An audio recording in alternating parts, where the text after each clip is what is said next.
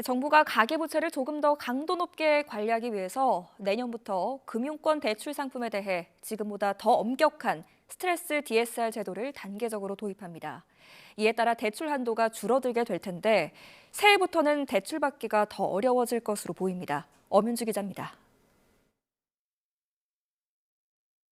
높은 변동금리 대출 비중을 개선해 줄 것을 요청했고, 정부는 변동금리 비중 축소를 위한 변동금리 스트레스 DSR을 연내에 신속히 도입하고, 지난 10월 당정은 급증하는 가계부채를 관리하기 위해 총 부채 원리금 상환 비율 DSR 산정 시 일정 수준의 가산금리를 부과하는 스트레스 DSR 제도 도입을 예고했습니다. 금융당국이 세부 방안을 마련하고 순차적 시행을 발표했습니다. 먼저 대출 한도와 직결되는 DSR 산정 시 더해지는 금리 수준은 과거 5년 내 가장 높았던 수준의 금리와 현 시점 금리를 비교해 결정하기로 했습니다.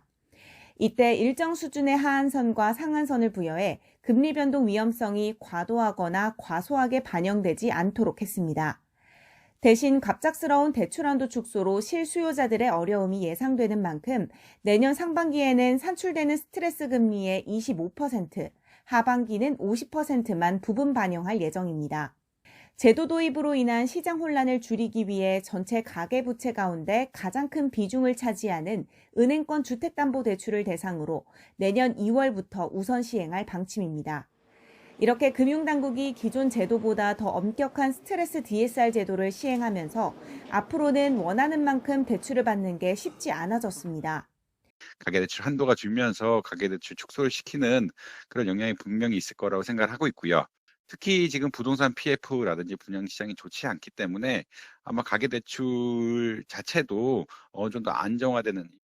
이 과정에서 금융당국은 과도한 대출 위축이 발생하지 않도록 챙기겠다고 약속했습니다. 이런 가운데 지난달 은행권 주택담보대출 평균 금리는 은행채 금리 하락의 영향으로 6개월 만에 내림세로 돌아섰습니다.